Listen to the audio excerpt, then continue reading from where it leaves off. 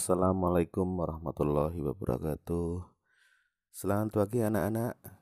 Bagaimana kondisinya? Semoga dalam kondisi sehat semua. Amin. Untuk pagi hari ini kita akan melanjutkan pembelajaran tematik kelas 4, tema 6, subtema 3, giat berusaha meraih cita-cita pembelajaran 3. Sebelumnya kita berdoa dulu menurut agama dan kepercayaan masing-masing. Untuk KD-nya pagi hari ini yaitu Bahasa Indonesia KD 3.6, kemudian PPKN KD 1.3, 2.3, dan 3.3, dan terakhir IPS KD 3.1. Adapun tujuan pembelajarannya yang pertama adalah melalui kegiatan mengamati, siswa mampu mengidentifikasikan keragaman yang terdapat di sekitarnya. Yang kedua, melalui kegiatan membuat peta persebaran sumber daya hewan atau tumbuhan yang ada di daerahnya, siswa mampu mencari informasi tentang karakteristik lingkungan di provinsi tempat tinggal dan sumber daya. Yang ketiga, kegiatan membuat kesimpulan, siswa mampu menjelaskan persebaran sumber daya hewan atau tumbuhan yang ada di daerahnya. Dan yang keempat, melalui kegiatan membaca puisi kembali, siswa mampu mendeklamasikan puisi dengan lafal, intonasi, dan ekspresi yang benar. Ya, itulah tujuan pembelajaran untuk pagi hari ini.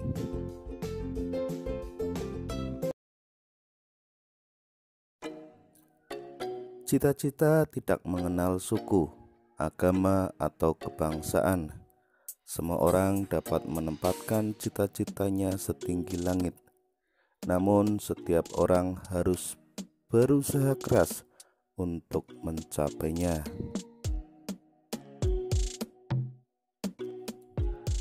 Simaklah bacaan berikut ini tentang usaha keras seseorang yang bercita-cita besar. Sang arsitek.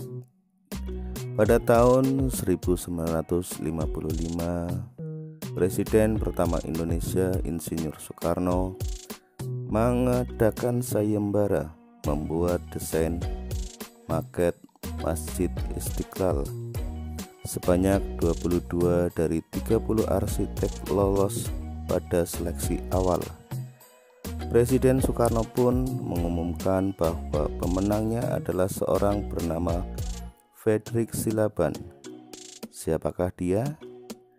Fredrik Silaban lahir di Bonandolok, Sumatera Utara, 16 Desember 1912.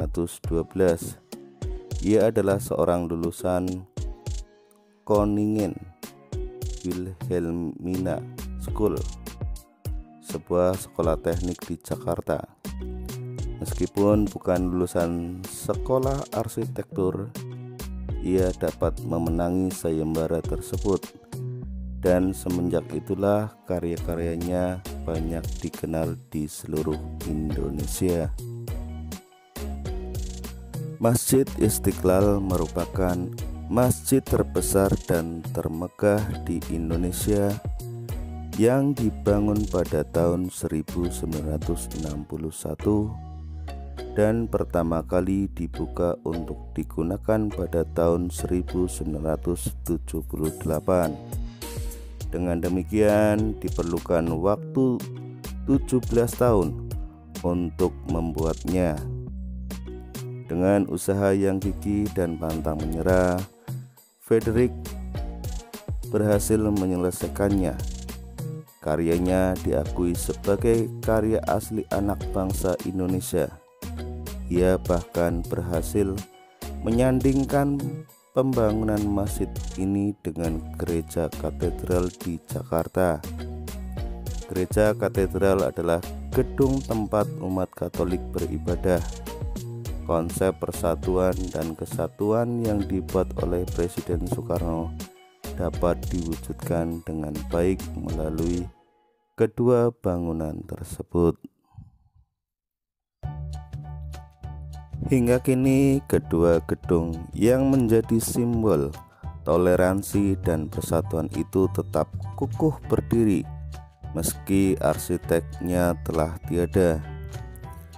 Tak hanya karya membuat Masjid Istiqlal, beberapa gedung bersejarah telah dirancangnya. Sepanjang hayatnya ia telah ikut merancang 700 bangunan di seluruh Indonesia. Bangunan tersebut antara lain Gedung Stadion Gelora Bung Karno, Jakarta 1962. Kemudian Monumen Pembebasan Irian Barat, itu didirikan 1963 di Jakarta.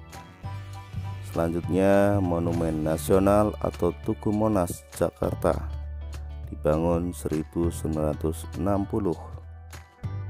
Kemudian Gerbang Taman Makam Pahlawan Kalibata, yaitu dibangun 1953 di Jakarta. Dan yang terakhir yaitu Tugu Katulistiwa yang berada di Pontianak, dibangun 1938.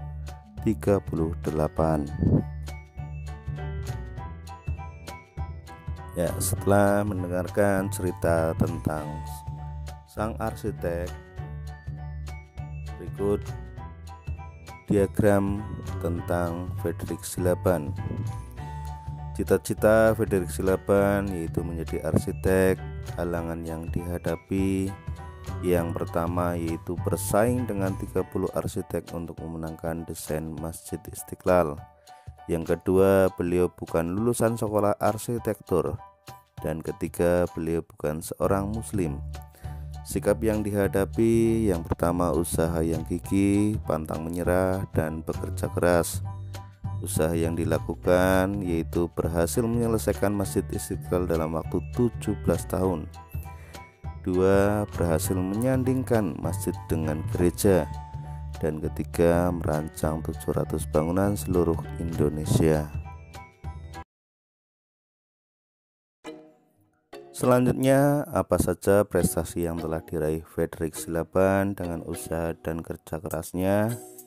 Ya, prestasi yang diraih Frederick Silaban adalah menerima anugerah tanda kehormatan bintang jasa sipil berupa bintang jasa utama dari pemerintah, serta sepanjang hayatnya ia telah ikut merancang 700 bangunan di Indonesia. Yang kedua, apa kesimpulanmu terhadap usaha Frederick Silaban untuk meraih cita-citanya?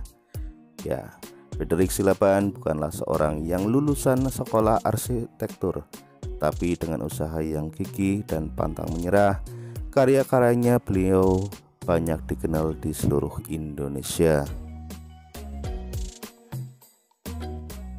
Selanjutnya, kalian perhatikan gambar tempat ibadah umat beragama di Indonesia di atas dengan saksama. Dapatkah kamu menjelaskan gambar-gambar di atas? Apakah tempat-tempat ibadah itu ada di daerahmu? Masyarakat Indonesia terdiri atas pemeluk agama yang berbeda-beda. Umat beragama dari tiap-tiap agama memerlukan tempat beribadah untuk memenuhi kebutuhan rohani mereka. Setiap tempat ibadah memiliki bentuk dan pengaturan yang khas. Selanjutnya, kalian carilah informasi tentang rumah ibadah dari dua agama yang berbeda di Indonesia. Tentukan satu tempat ibadah yang paling terkenal di Indonesia. Catatlah informasi tentang nama, tahun berdiri, dan sejarah singkat tentang tempat ibadah tersebut. Carilah gambar tentang rumah ibadah tersebut. Cari tahu makna setiap bagian bangunan ibadah tersebut. Dengan menggunakan sebuah kertas karton atau ukuran A3, kalian nantinya supaya menggambar dua buah tempat ibadah yang berbeda.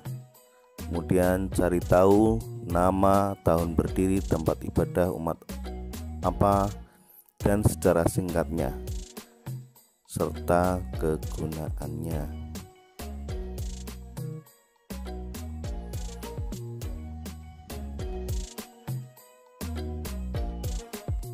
Dan yang terakhir, setelah tadi sudah dijawab semua, tinggal ditulis kesimpulannya. Perhatikan peta Indonesia berikut merupakan persebaran sumber daya alam hayati yang terdiri di Indonesia.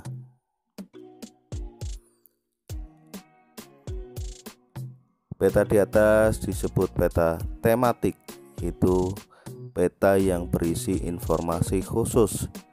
Peta persebaran sumber daya alam berupa tumbuhan di atas menunjukkan daerah-daerah yang memiliki sumber daya tumbuhan untuk kebutuhan hidup masyarakat Indonesia. Sumber daya alam tumbuhan diantaranya adalah tanaman pangan, tanaman industri, dan hutan. Tanaman pangan terdiri atas tanaman padi, palawija, sayuran, dan buah-buahan. Sedangkan tanaman industri berupa tanaman tebu, karet, kopi, teh, kelapa sawit, tembakau, dan kopra. Tanaman hutan diperlukan untuk mencegah banjir, tanah longsor, menyimpan cadangan air, serta perlindungan hewan. Berikut merupakan peta persebaran hewan yang ada di Indonesia. Sumber daya alam berupa hewan terdiri atas hewan liar dan hewan ternak.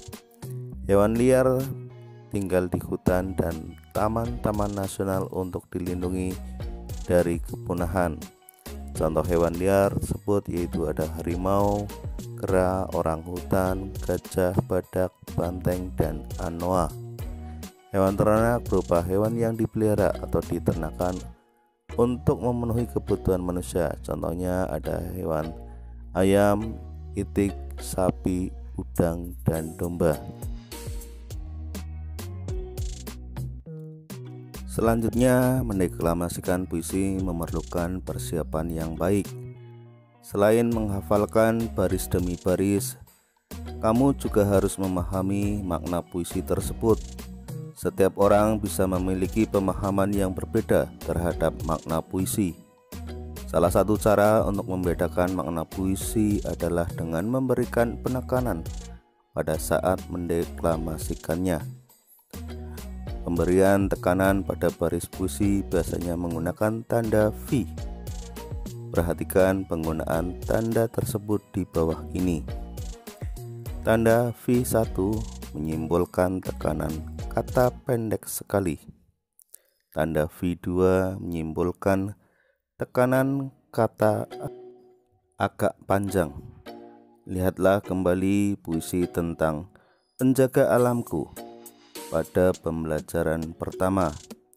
Berilah tanda V untuk memberikan tekanan-tekanan pada baris-baris kalimatnya. Kemudian latih kembali cara mendeklamasikannya dengan mengikuti tanda jeda yang telah dibuat sebelumnya dan tanda untuk memberikan penekanan. Deklamasikan puisi tersebut dengan dibuatkan video dan nantinya dikirimkan ke Pak Guru. Demikian pembelajaran untuk pagi hari ini. Semoga dapat bermanfaat untuk kalian semua. Pak Guru akhiri. Wassalamualaikum warahmatullahi wabarakatuh.